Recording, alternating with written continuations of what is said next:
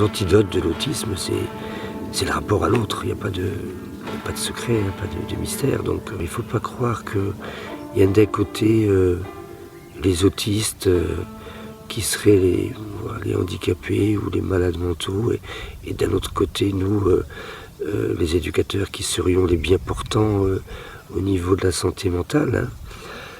Il y a des places différentes, bien sûr, des capacités différentes, des compréhensions différentes, mais au niveau, on va dire, de l'être, du rapport au monde, eh bien, on est chacun confronté à ça. Alors, ils sont où tes yeux, Alicia? Montre-moi les yeux sur les yeux. Celui-là. Vas-y, reprends-la et tu la poses. Bah, ça qui se touche. Prends une des deux qui se touchent et tu la décales. Voilà. Non. Celle-là, tu l'enlèves et tu la reposes, s'il te plaît, de ton côté. Il faut pas qu'elle se touche. Là. Tiens. Moi, je la mets là, toi, tu la mets là. Super. Là, tu peux la mettre là. Ouais. Bravo. Je comprends. C'est mieux, non? Non, c'est mieux, c'est tout pareil, c'est comme ça. Et peur. J'ai peur, ouais. Ce sont des enfants qui sont très proches de la sensation et de la pulsion. Ils ont envie de manger, ils ont faim, ils le prennent à pleine main et le mettent dans la bouche en se moquant complètement des conventions, des codes sociaux, toutes nos règles de bienséance qui forment comme un tissu symbolique très fort pour nous, auquel on est habitué, puisque on vit dedans. Eux, on pourrait dire, c'est une formule, c'est un petit peu réducteur, mais que ce sont des aveugles symboliques, c'est-à-dire qui se cognent là dans cette forêt, dans ce maquis de symboles, de conventions, et qu'ils ne comprennent pas.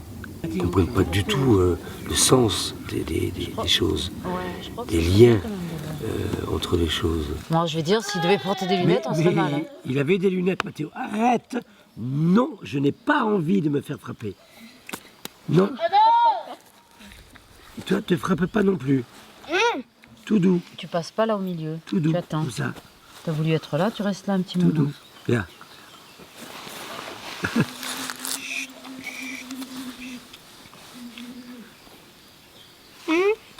C'est calme. Ricardo! Arrête de...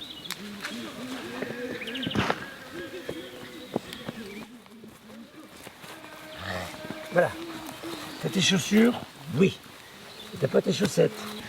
Hein? Faut que tu réfléchisses. Mathéo, maintenant tu as grandi, tu faisais ça beaucoup quand tu étais petit. Tu arrachais beaucoup les feuilles, les branches.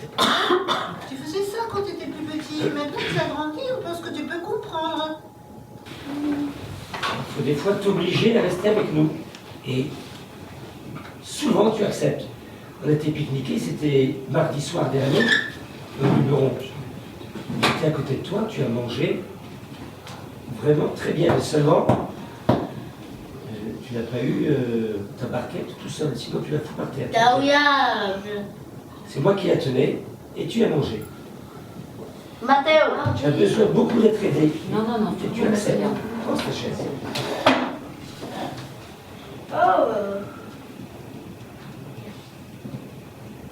Moi, je dirais qu'on a un projet humaniste où il y a une reconnaissance d'emblée de l'autiste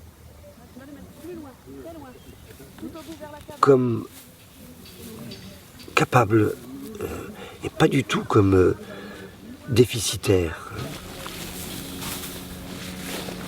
Et encore un paquet, un sac. Ils vendent le pôle Nord. Tiens, remets la. Ils vendent le pôle Nord gratuité. Tu parles du pôle Nord? Oui. Qu'est-ce qu'il dit sur le pôle Nord? Ils cassent la glace. Ah, ben voilà. T'as tout compris alors. Allez. Ils parlent la ferme. La ferme avec les légumes. Allez, c'est bon, ça suffit là, au granulé. Par des vaches, on les a tuées. Des vaches? Oui. Ah, je sais pas. Pour nous, c'est pas du tout une question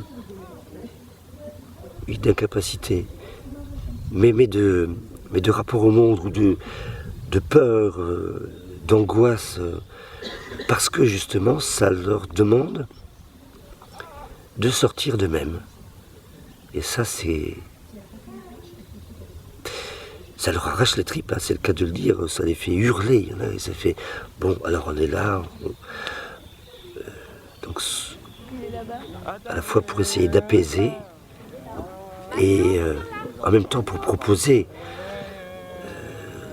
de la vie et du rapport à l'autre. Y'a Mathéo.